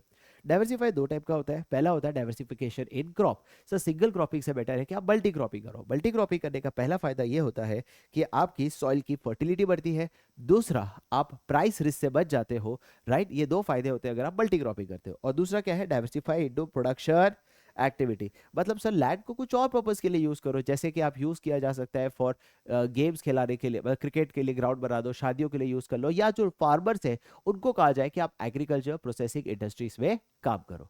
अब हम यही देख रहे हैं कि कौन से सोर्सेस है जहां हम डाइवर्सिफाई कर सकते हैं। पहला सोर्स कौन सा है बताइए? Animal husbandry. Sir animal husbandry का मतलब ये होता है breeding, taking care of farm animals which includes poultry farming, which includes cattle, goat, fowl and are, इस सब की तरह हम उनको जब लेते हैं उसे हम क्या बोलते हैं? Animal husbandry. Right guys, animal husbandry आपको क्या प्रोवाइड करता है बताइए? Stability of income. Is that clear? क्योंकि इसको वेदर पे को डिपेंड होने की जरूरत नहीं है। सेकेंड सर, ये प्रोवाइड क्या करता है? ऑल्टरनेटिव लाइवलीहुड, स्पेशली जहां मैन एग्रीकल्चर में काम करे तो वो मैन एनिमल हस्बेंड्री में काम करता है, और इसीलिए उन्होंने वुमेन एम्पावरमेंट में काफी प्रमोट किया। राइट, सबसे बड़ा शेयर किसका है बताइए? Poultry farming. इधर इसमें भी दो डेफिशिएंसी है। पहला डेफिशिएंसी ये है कि deficient in veterinary care. Sir doctors इतने अच्छे नहीं है, प्रोफेशनलिज्म उतना अच्छा नहीं है, और तीसरा प्रोडक्टिविटी भी बहुत ज़्यादा क्या है? कम है, बिकॉज इतना नो हाउ नहीं, नो हाउ मतलब नॉलेज नहीं है। अब आते हैं दूसरा सोर्स, इसके अंदर ही आता है डेयरी। डेयरी मतलब होता है कि taking care of what? Dairy animals. इसके अंदर सबसे इंपॉर्टेंट है ऑपरेशन फ्लड, जिसकी वजह से मिल्क का प्रोडक्शन बढ़ा। NDDB, national dairy development board ने 1970 में ऑपरेशन फ्लड की शुरुआत की, जहां पे उन्होंने कोऑपरेटिव सोसाइटीज बनाए जिसके अंदर फार्मर्स भी मेंबर्स थे। फार्मर्स को कहा गया कि आप जो भी आउटपुट, जो भी मिल्क बनाते हो उसको एक जगह पे पूल करो अकॉर्डिंग टू डिफरेंट ग्रेडिंग। फिर हमारा काम है उसको प्रोसेस करेंगे, और कहाँ पे प्रोवाइड करेंगे बताइए? Urban areas. Is that clear guys? इससे फार्मर्स को क्या मिलने लगा बताइए? Fair price. Gujarat is one of the most successful state जहां पे ये इंप्लीमेंटेशन काफी सक्सेसफुल हुआ। We all know that is Amul. अब बात करते हैं fishery. Fishery again an important source of livelihood है। राइट, फिश प्रोडक्शन जो है हमारे देश में 0.8% ही कंट्रीब्यूट करता है, मतलब बहुत ही कम है। और जिसमें भी इनलैंड सोर्स मतलब विद इन द कंट्री के जो सी एंड लेक्स है उससे 64%, और ओशन में खाली कितना है बताइए? 36%। ऑब्वियसली जो कोस्टल एरियाज है वहीं पे फिशिंग होती है। फिशिंग में बहुत सारी प्रॉब्लम्स है, हाई लेवल ऑफ इलिटरेसी है, इमोबिलिटी ऑफ लेबर है, मतलब वहाँ के लेबर कहीं और मूव होना नहीं चाहते। तीसरा, बहुत ज्यादा पर कैपिटा इनकम कम है, और अनएम्प्लॉयमेंट भी बहुत ही ज्यादा है। Is that clear? क्या मेजर्स लिया जा सकता है कि फार्मर्स को अच्छा क्रेडिट फैसिलिटी प्रोवाइड किया जाए ताकि मॉडर्न टेक्नोलॉजी जैसे मॉडर्न शिप्स वो लोग प्रीफर कर सके, प्लस उन्हें एजुकेशन दिया जाए ताकि प्रोडक्टिविटी और ज़्यादा बढ़ सके। नेक्स्ट जो है वो है, हमने पढ़ा था golden revolution. Sir golden revolution का मतलब क्या था? एक सेकेंड। हमने गोल्डन रेवोल्यूशन क्या था? गोल्डन रेवोल्यूशन बता सकते हो क्या क्या था गोल्डन रेवोल्यूशन में? Fruits, flower, tuber crops, tea, coffee, rubber, right, इन सब की प्रोडक्टिविटी को हम क्या बोलते हैं? Golden, sorry, horticulture. हॉर्टिकल्चर की प्रोडक्टिविटी बढ़ी थी बिकॉज ऑफ गोल्डन रेवोल्यूशन, क्योंकि गोल्डन रेवोल्यूशन की वजह से इनकी प्रोडक्टिविटी इस तरह से बढ़ी कि आज horticulture 1/3 of total agriculture output को कंट्रीब्यूट करता है एंड 6% ऑफ जीडीपी को कंट्रीब्यूट करता है। Now we are one of the largest exporter of fruits as well as, हाँ, we are one of the largest exporter of fruits. ठीक है, हम मैंगोज, बनाना, उस पर काफी ज्यादा एक्सपोर्टर है। Is that clear? Right, now next is regarding your organic farming. Sir organic farming का मतलब क्या होता है? यूज ऑफ HYV सीड्स करना चाहिए? नहीं। क्या यूज करना चाहिए? ऑर्गेनिक मैन्योर, जिसके अंदर हम पेस्टिसाइड्स यूज करेंगे, ना ही हम क्या यूज करेंगे? फर्टिलाइजर। सर ऑर्गेनिक फार्मिंग करने के पहला फायदा ये होता है कि organic farming non renewable sources को यूज नहीं करता। सेकेंड सर, ये बिल्कुल भी एनवायरमेंटल फ्रेंडली है, क्योंकि ये सॉइल की फर्टिलिटी को भी खराब नहीं करता, ग्राउंड वाटर को टॉक्सिक भी नहीं करता। आपको कैसा खाना मिलेगा? Healthy and tastier food. And last sir, क्योंकि इसके अंदर इनएक्सपेंसिव टेक्नोलॉजी है तो छोटे फार्मर्स भी यूज कर सकते हैं, बट इसके प्रॉब्लम्स भी है, जैसे ईल्ड बहुत ही कम निकलती है, शेल्फ लाइफ जो है इसकी बहुत ज़्यादा कम होती है, एंड राइट, आप ये ऑफ सीजन में नहीं बना सकते, मतलब कुछ स्पेसिफिक सीजन में ही ये फार्मिंग कर सकते हो। Is that clear guys?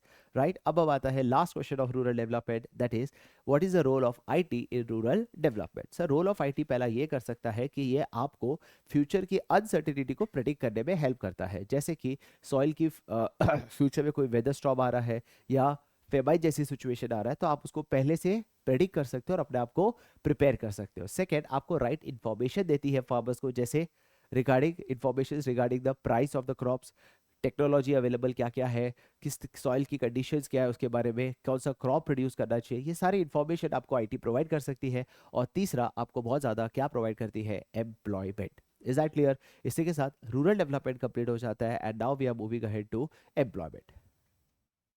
हमारा अगला चैप्टर जो हम कर रहे हैं दैट इज एम्प्लॉयमेंट। एम्प्लॉयमेंट का मतलब वो लोग जो कुछ ना कुछ क्या करते हैं, बताइए, some economic activity.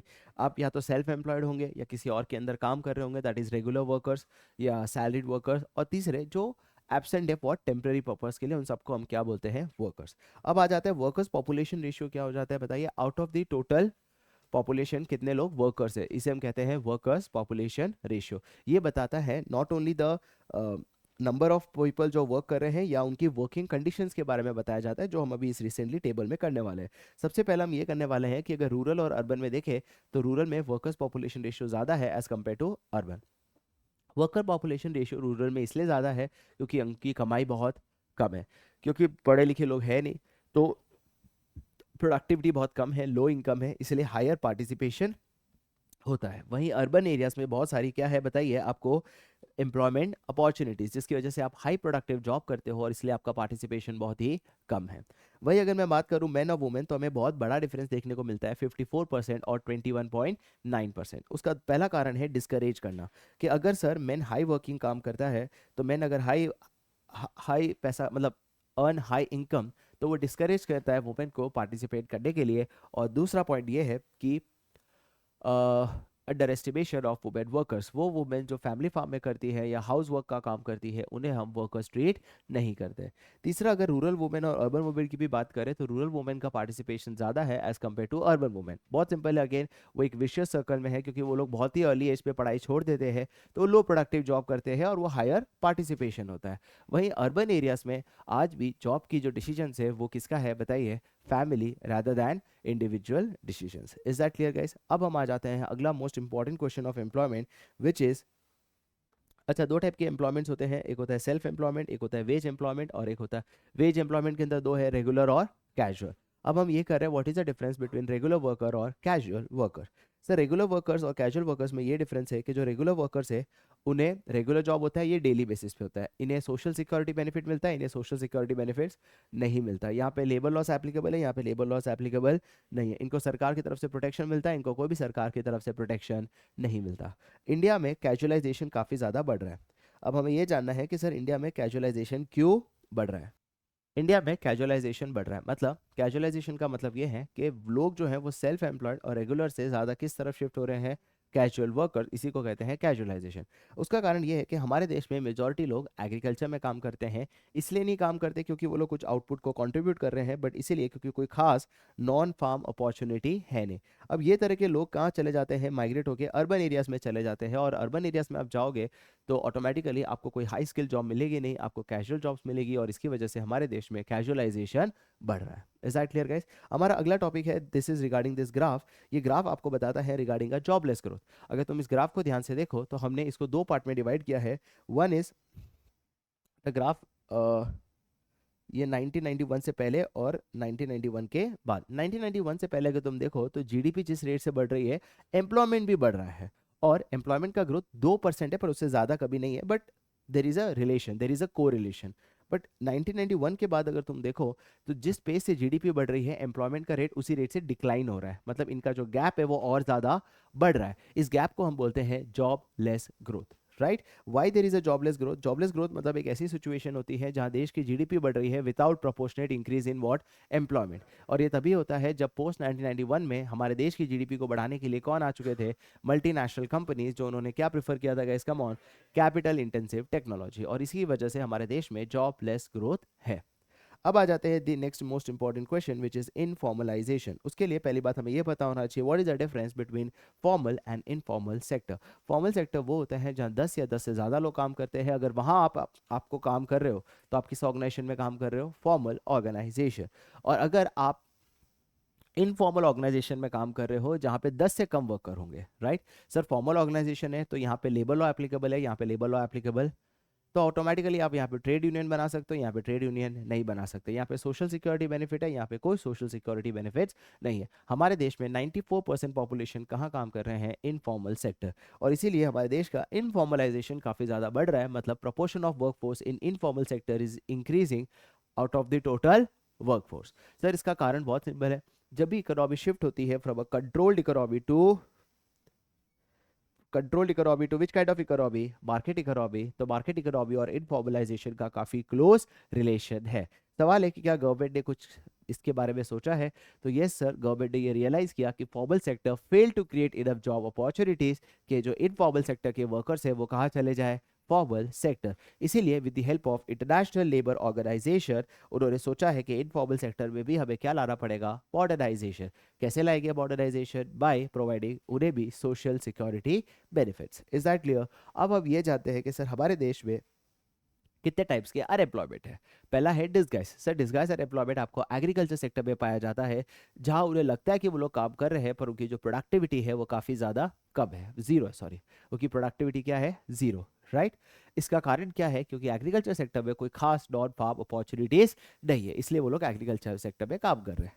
Next is seasonal unemployment. Again ये भी पाया जाता है हमारे एग्रीकल्चर सेक्टर में। इंडिया में एग्रीकल्चर सेक्टर में लोग सिंगल क्रॉपिंग करते हैं, मतलब जो लोग राबी सीजन में काम करते हैं वो खारिफ में नहीं करते, जो खारिफ सीजन में काम करते हैं वो राबी सीजन में। तो जब उनका सीजन नहीं होता वो लोग क्या हो जाते हैं बताइए, अनएम्प्लॉयड। तीसरा है ओपन अनएम्प्लॉयमेंट, जिसको हमने एडी में भी पढ़ा था, involuntary unemployment. Those who are willing to work, those who are able to work but not getting work due to lack of aggregate demand. Is that clear guys?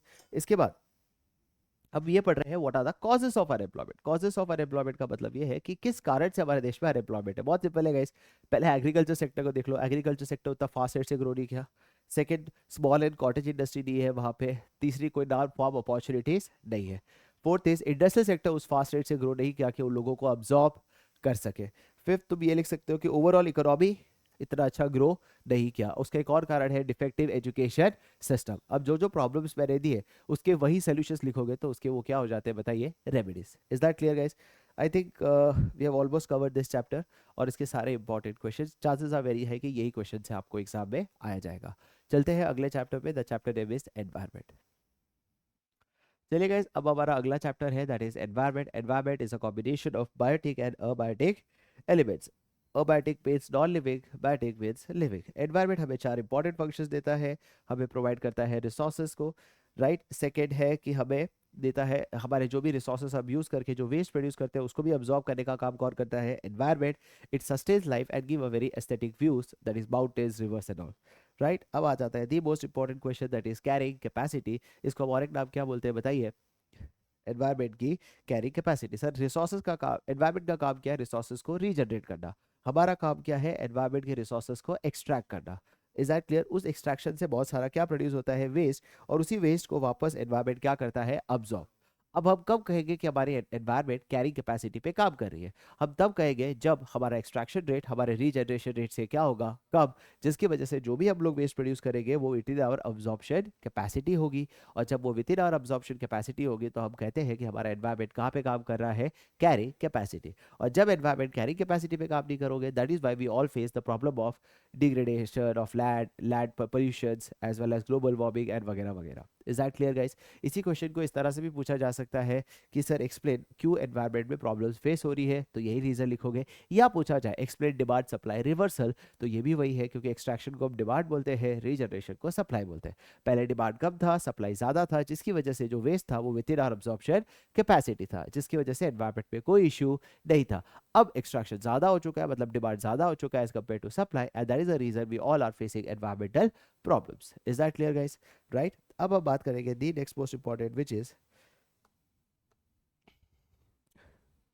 do you all agree that opportunity cost of negative environmental impact is high? The answer is yes, because due to environmental degradation अब हमारा personal level पे health expenditure काफ़ी ज़्यादा क्या हो चुका है बताइए, बढ़ गया है। हेल्थ एक्सपेंडिचर जो है वो काफ़ी ज़्यादा बढ़ गया है because of ozone layer depletion, sorry, because of environmental degradation, right.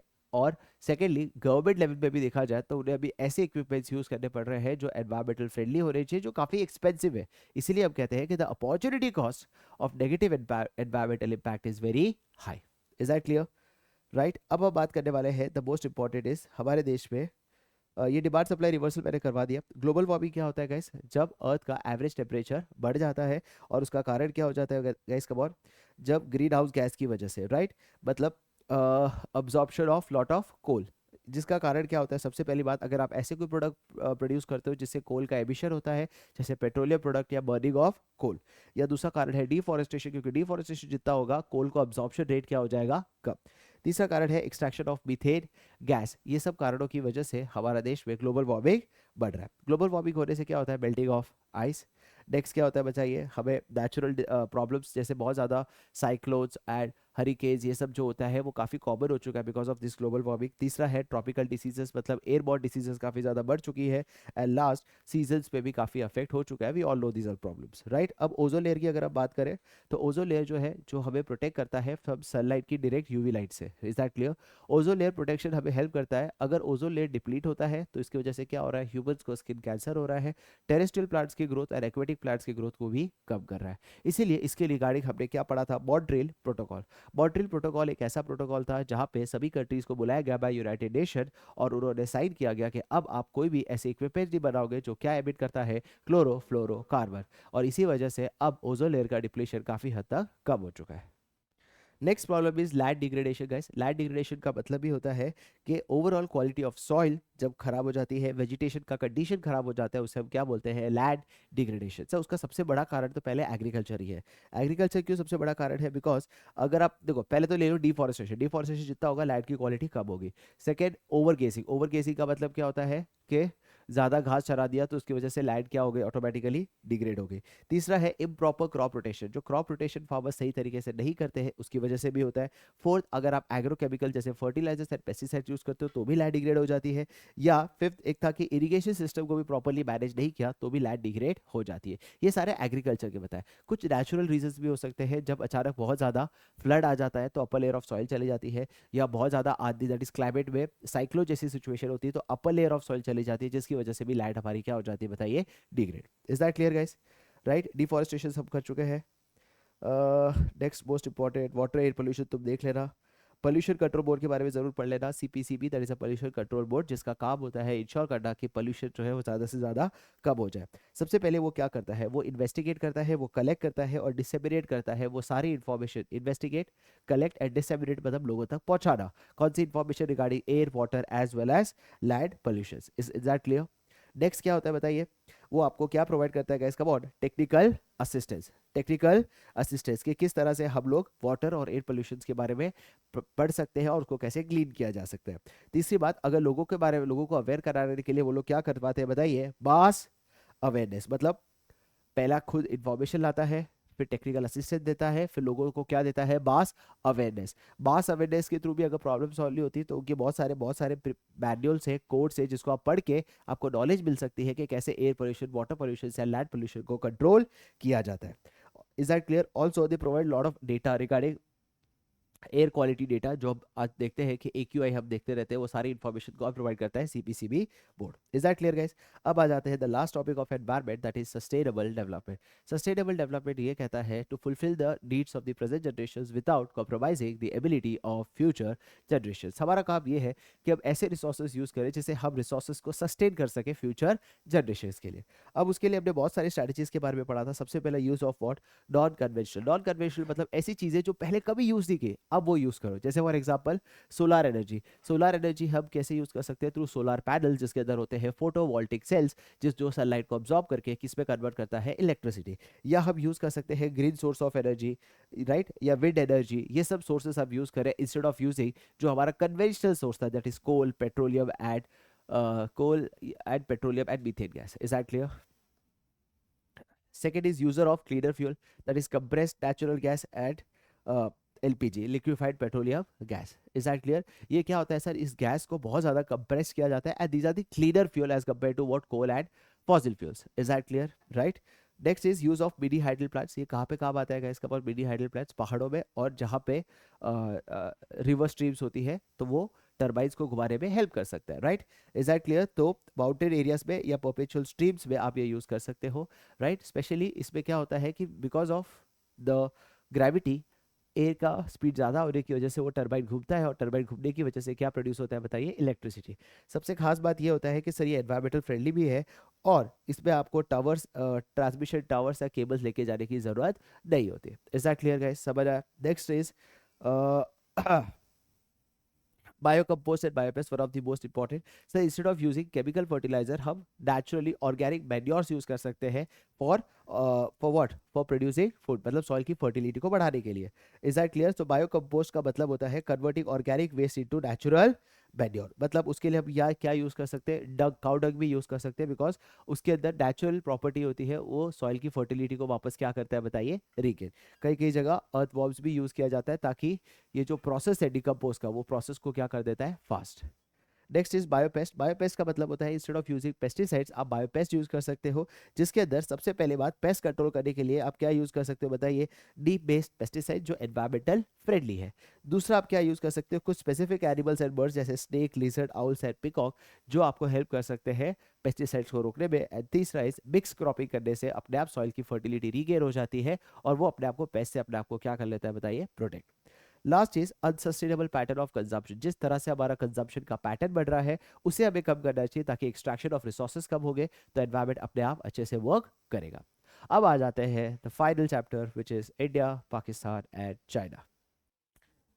Okay guys, all policies of China People Republic of China बना 1949, one of the most populous country. और कंट्री कैसी थी बताइए? कम्युनिस्ट पार्टी, जहां सब कुछ सरकार के कंट्रोल में होगा. पहला रिफॉर्म याद रख लेना, ग्रेट लीप फॉरवर्ड कैंपेन 1958 में शुरुआत की गई. किसने शुरुआत की? माओ ने. एम क्या था? इकोनॉमी को मॉडर्नाइज करना है. उसके लिए दो एरिया को टारगेट किया. पहले अर्बन एरियाज में बोला गया कि भाई आप इंडस्ट्रीज खोलो अपने बैकयार्ड में ताकि मॉडर्न इंडस्ट्री ग्रो हो. और एग्रीकल्चर सेक्टर में किसका इंट्रोडक्शन किया बताइए? कम्यून सिस्टम, मतलब लोग कलेक्टिवली काम करेंगे जिससे हम एग्रीकल्चर की प्रोडक्टिविटी बढ़ा सकते हैं. बट एक्चुअली ये बिल्कुल भी सक्सेसफुल नहीं हुआ, जिसकी वजह से एक ग्रेट फेमाइन आया और जिसकी वजह से कितने लोगों की डेथ हो गई बताइए? 30 मिलियन पीपल. अब आ जाता है ग्रेट प्रोलेटेरियल कल्चरल रेवोल्यूशन. बेसिकली यहाँ पे माओ ने स्टूडेंट्स एंड प्रोफेशनल्स को टारगेट किया गया कि leave your education, leave your professional jobs and go and help your country side. अब इसकी वजह से जो रशियंस की प्रोफेशनल्स थे जिनको जीएलएफ कैंपेन में भेजा गया था, उन लोगों ने सब ने अपने आप को क्या कर लिया? विथड्रॉ कर लिया और इंडस्ट्रियलाइजेशन जो था वो काफी ज्यादा कम हो गया. फिर आता है 1978 कि 1978 में न्यू रिफॉर्म्स लाए. पहला सवाल आता है कि क्यों लाए 1978 के रिफॉर्म्स? क्या वो कंपल्शन था जैसे इंडिया और पाकिस्तान? जी नहीं, हमें कोई कंपल्शन नहीं था चाइना के लिए from World Bank and IMF. It is because जो माओइस्ट की पॉलिसी थी that is centralised, sorry controlled economy, decentralise planning, बाहर की टेक्नोलॉजी को आने नहीं दे रहा, राइट? ये सब कुछ फेल कर गई, जिसकी वजह से जीडीपी पर कैपिटा आज और 20 साल पहले वैसे की वैसे ही थी, 30 साल पहले जैसे.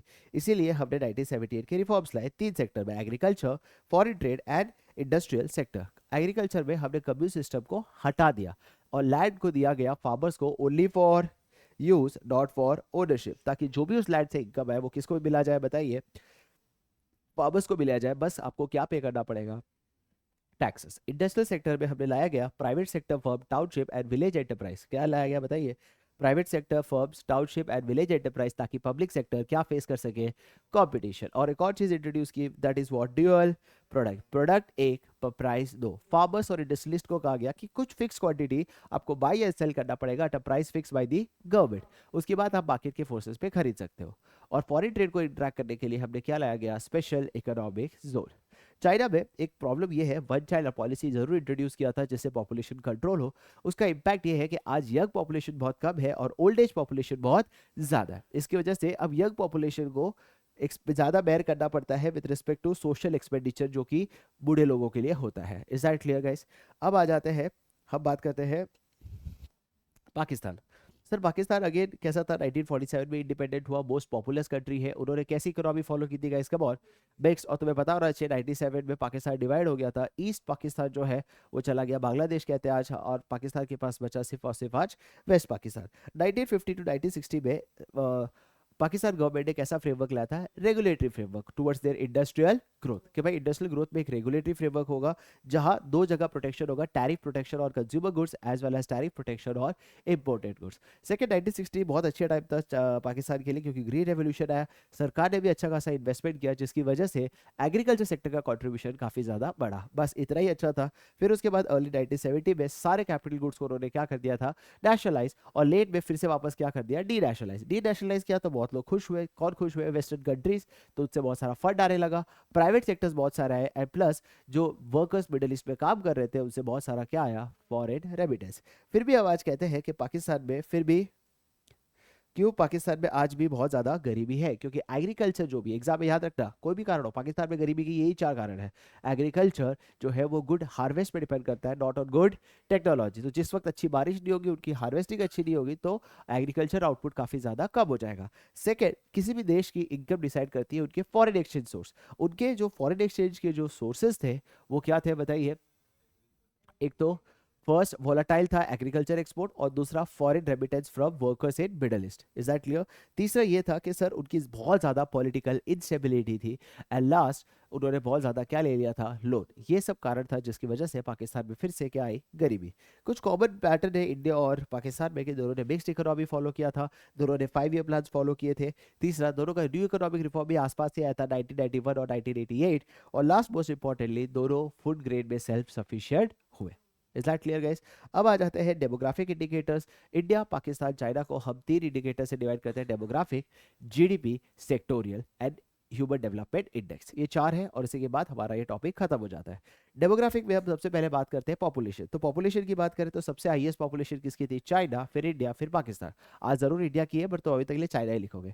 किसी भी देश की पॉपुलेशन ज्यादा होती है तो कौन सा खर्चा बढ़ जाता है? मेंटेनेंस, डेवलपमेंट एक्सपेंडिचर कम हो जाता है। Second, growth rate of population की बात करें तो सबसे कम ग्रोथ रेट है चाइना की, उसका कारण है उनका वन चाइल्ड पॉलिसी। डेंसिटी की बात कर रहे हैं तो सबसे हाईएस्ट डेंसिटी किसकी है बताइए? इंडिया की। और डेंसिटी ज्यादा होने से आपका रिसोर्सेज पे काफी ज्यादा क्या आ जाता है बताइए? प्रेशर आ जाता है। नेक्स्ट, सेक्स रेशियो में बात करें तो तीनों कंट्री में ज्यादा मेल है as compare to female, right? तीनों कंट्री ने इसमें वर्स्ट परफॉर्म किया, बट हालांकि इंडिया ने बहुत सारे मेजर्स लिए हैं for women empowerment. Fertility rate की बात करें तो average child born by women, और सबसे हाईएस्ट फर्टिलिटी रेट किसकी है बताइए? पाकिस्तान, राइट? एंड अर्बनाइजेशन की बात करें तो ज्यादा लोग अर्बन एरियाज में जो रहते हैं, मतलब ज्यादा लोग इंडस्ट्रियल एंड टर्शरी में काम करते हैं। फर्स्ट तो चाइना है, पर सेकंड कौन है बताइए? Pakistan. That means Pakistan is more urbanised than India. अब बात करते हैं जीडीपी। तो जीडीपी 1980 से 1990 तक देखे तो यहाँ पे चाइना का ग्रोथ जो था वो डबल डिजिट था, वही इंडिया और पाकिस्तान का जो ग्रोथ था वो डबल डिजिट तो नहीं था, बट इंडिया का ग्रोथ बहुत ही पीछे था। चाइना के डबल डिजिट ग्रोथ होने के 4 कारण थे, याद रख लेना। इकोनॉमी को शिफ्ट किया from a control to market, 1958 और 1978 के रिफॉर्म्स। तीसरा, बहुत सारे इन्वेस्टमेंट्स को अलाउ किया गया थ्रू स्पेशल इकोनॉमिक जोन्स, उनसे सीख के एक्सपोर्ट रिलेटेड क्या किया उन्होंने? Domestic production. बट ऐसा नहीं है कि चाइना हमेशा ग्रो करने लगा। आज 2011-15 में देखें तो चाइना का ग्रोथ डिक्लाइन हुआ, इंडिया का ग्रोथ बढ़ने लगा। आज इंडिया का ग्रोथ सबसे हाईएस्ट है। चाइना का ग्रोथ डिक्लाइन होने का कारण यह है कि जब दुनिया में रिसेशन तो चाइना में रिसेशन। चाइना में क्या आने लगा बताइए? करप्शंस। अब करप्शंस आएंगे तो ऑटोमेटिकली जो पढ़े लिखे लोग हैं वो यहाँ से माइग्रेट कहाँ होने लगे बताइए? डेवलप कंट्रीज में। एंड चाइना में बहुत ज्यादा प्रोडक्शन रुक चुका है because of environmental problems. Is that clear? अब हम बात करते हैं with respect to sectoral contribution. ये बताता है कि जो इतना ग्रोथ हुआ है उसमें क्या वर्कफोर्स शिफ्ट कर पाए कि नहीं। चाइना की बात करें तो चाइना की टोटल एग्रीकल्चर लैंड जो है वो काफी 10% है, जो इंडिया के एग्रीकल्चर लैंड का सिर्फ 40% है। जहां पे पूरी कितनी परसेंट पॉपुलेशन डिपेंड करती थी? 80%, कब? 1980s में।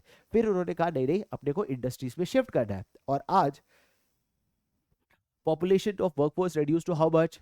28%। 80% से सिर्फ 28% है, जो बताता है कि चाइना का सिर्फ ग्रोथ नहीं हुआ है, उन्होंने अपने वर्कफोर्स को भी शिफ्ट किया है। बट वही है, इंडिया और पाकिस्तान की बात करें तो आज भी उनकी मेजॉरिटी पॉपुलेशन कहाँ काम कर रही है? Agriculture sector.